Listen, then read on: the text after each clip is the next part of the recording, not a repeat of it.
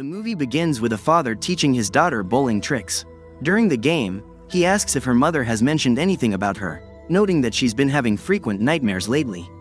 The girl hesitates but starts to share something she saw while wide awake, riding her bike near an old mine.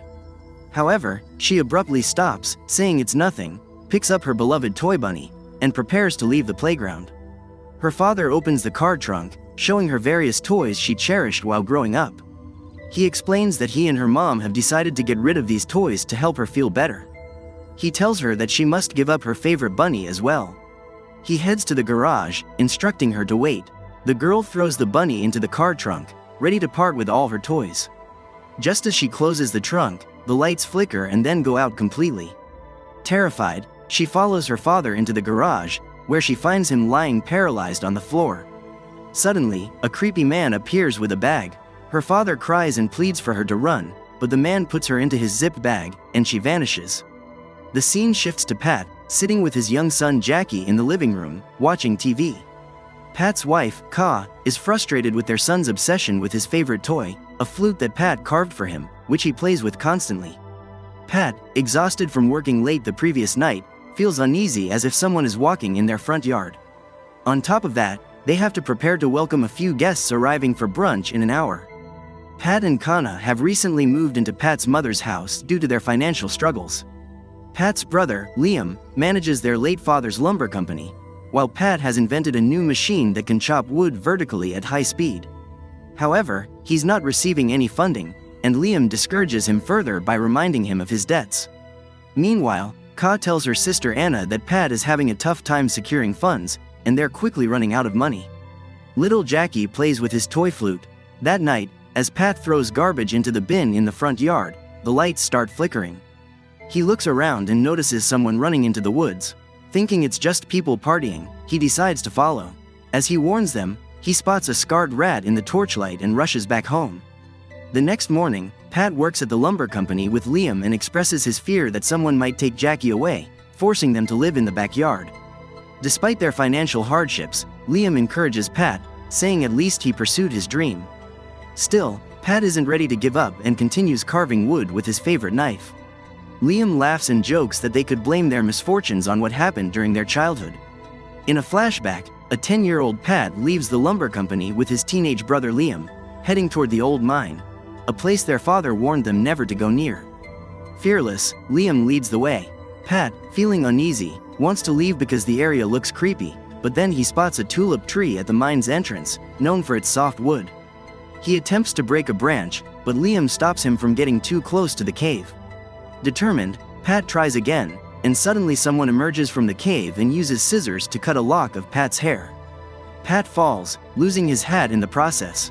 The scene shifts back to the present, where Ka, annoyed by the sound of the flute, is working in the front yard.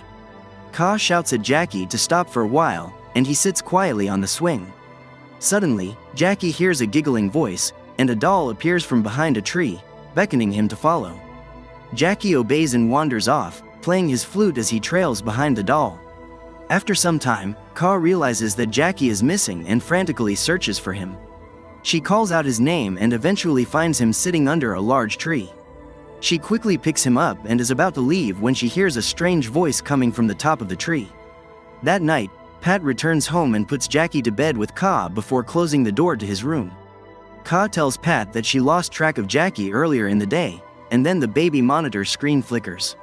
Later that night, Pat receives an email from the bank informing him that his loan extension has been denied, meaning he must quickly pay off his debts to avoid legal action. Stressed, Pat angrily breaks his favorite carving knife by slamming it against the table. He shuts down the patent design software, deletes its folder, and throws the broken knife into the bin. At the same moment, he notices through the baby monitor that Jackie is talking to someone in his room. He sees the window is open, and as he tries to close it, something is thrown at him. He shuts the window, but then the lights go out. Pat goes downstairs to investigate and hears the familiar sound of someone opening and closing a sack, a sound he's been hearing since childhood. Ka wakes up, and Pat hands Jackie to her before heading outside to check for an intruder, bat in hand. He notices the swing moving, suggesting someone had just fled. The next morning, Pat calls the sheriff to report the events from the night before. The police inspect the area but find nothing. The sheriff advises them to make a list of everything in the house to see if anything is missing. As a cop leads them upstairs, they discover a collection of carved toys that Pat had made during his childhood. It seems someone had been throwing these toys at the window. That night, as Pat is about to throw out the trash from his office bin, he finds the owl he had carved as a child inside the bin. Pat asks Ka if she put the toy owl in the bin, but she denies ever seeing it before. The truth is, Pat lost this little owl the day he first visited the old mine with Liam, dropping it out of fear. Unaware of this, Ka requests Pat to get rid of Jackie's flute since it's so annoying. Pat complies and puts it in storage. However, that night, while giving Jackie a bath before bedtime, Jackie insists on having his flute back. Pat goes upstairs to retrieve it, but it's gone. Suddenly, the bathroom lights turn off, and Pat shouts to Jackie, but there's no response. Pat and Ka rush to the bathroom, only to see a creepy creature fleeing from the washroom. Terrified, they bring Jackie to sleep in their bedroom. Soon after, the house alarm is breached, and Pat goes outside to check. He resets the alarm and looks around the front yard. When he enters the storage room, he discovers a creepy doll sitting on a chair, wearing the same hat he had worn the day he first visited the mine. Horrified, he drops the doll and returns to the front door but finds it locked. As he tries to unlock it through the ped door, he notices someone sitting on the roof, playing the flute. Panicked, Pat breaks a window to get back inside and warns Ka to stay alert as he believes someone is in the house. Ka becomes frightened, but they find no one. The next morning, they call the sheriff to report the incident and the flickering lights. The sheriff confirms there's no issue with the power company, but this time, Pat tells him the only thing missing is Jackie's toy flute. Later, Pat visits the lumber company to meet Liam, showing him the owl he had thrown at the mine's entrance during childhood, along with his hat. Liam grows concerned and advises Pat to contact Barbara, the psychiatrist who treated him during his childhood and knows about his fears. Meanwhile, Ka is working in the park when Jackie brings her a piece of paper, saying a mysterious friend gave it to him. The paper has drawings of Pat as a child, alongside drawings of Jackie and Ka. Ka feels uneasy, sensing the drawing is trying to convey a message. She rushes to get Jackie, but the bagman captures him, stuffing him into a bag, and Jackie vanishes. Pat then wakes up, realizing it was just a nightmare. He remembers his father once taking him to the mine and telling him that the area belonged to the bagman, a figure who takes good children away. Pat visits Barbara, who retrieves his childhood session files. His drawings revealed he often dreamt of someone entering his room through the window, terrifying him. Barbara explains that there's an old folklore about the bagman, a figure who preys on children's fears. This makes the bagman stronger, as he thrives on fear, allowing him to take children away in his rucksack. Ka becomes angry at the unexpected supernatural talk coming from a psychiatrist, but they decide to go on a dinner date, leaving Jackie with Anna. Anna has booked a room for them, and as Pat sips his drink, he asks Ka if she thinks he's a freak. She reassures him that she doesn't. Pat reveals that he first felt the bagman's presence at the mine when a lock of his hair was cut, giving the bagman a way to always track him. After experiencing frequent nightmares, Pat's mother asked his father to tell him there was no such thing as the bagman. But one night, his father came to his room and told him the bagman was real, explaining that he takes children away on his shoulder while they scream for help that never comes. He said the only way to save them is by taking care of their favorite toy and keeping it close, pointing toward Pat's carving knife. He warned that the bagman would come if Pat ever threw away or discarded his beloved toy. Now, they fear the bagman will come for Jackie since he lost the flute. Meanwhile, Anna finishes talking to her boyfriend on the phone and hears a strange noise on the baby monitor. She goes to check but finds nothing in the room. When she asks the guard via the intercom about any unusual activity, he denies it. As she hangs up, the lights begin turning off one by one. Anna sees someone attempting to open the front door lock. Terrified, she grabs a knife, picks up Jackie, and hides in a cupboard. Before she can react, the shrouded bagman opens the cupboard, paralyzing her by placing a hand over her mouth, then approaches Jackie. Pat and Ka return as the police arrive at Anna's residence. Anna is in shock, but Jackie is safe.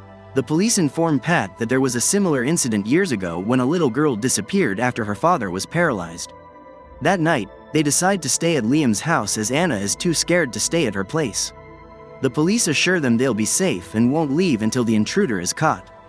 After Anna goes to sleep, Ka, deeply worried, cries and falls asleep in Pat's arms. Later, Pat notices a disturbance on the baby monitor and sees the Bagman coming for Jackie. He rushes outside to find the policeman lying paralyzed on the ground and Jackie missing. Pat spots the Bagman running down the street with Jackie and follows him to the cave. Inside, Pat navigates the tricky paths, reaching an area lit by numerous candles. Each candle is placed before a nest containing a toy, representing each child the Bagman has taken. Behind a curtain, Pat finds the Bagman's rucksack and fears he will find Jackie inside. But instead, he finds a doll with a recorded message saying, "Daddy, help me." Enraged, he throws the doll away and demands the Bagman show himself. Suddenly, the Bagman appears, places his hands over Pat's mouth, and paralyzes him. As the Bagman creeps closer, Pat remembers what his father once told him: the Bagman kills any shiny dreamer child who feeds on the Bagman's fear, but the one thing that can save them is keeping their favorite toy close. Pat suddenly realizes that he recently threw away his beloved carving knife out of frustration, and that's why the Bagman came for him. Meanwhile, Ka begins to understand the truth.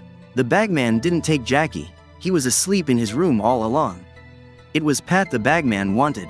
As the Bagman slowly opens his rucksack, Pat desperately reaches for his broken carving knife, which is resting in a nearby nest.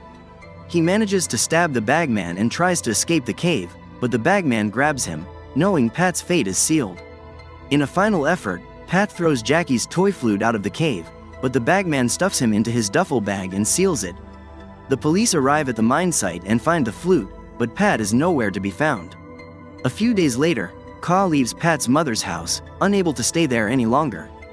Though she knows Pat is gone, she fears the Bagman may still come for Jackie. As they return to the city, Ka gives Jackie his favorite toy flute back, and the movie ends.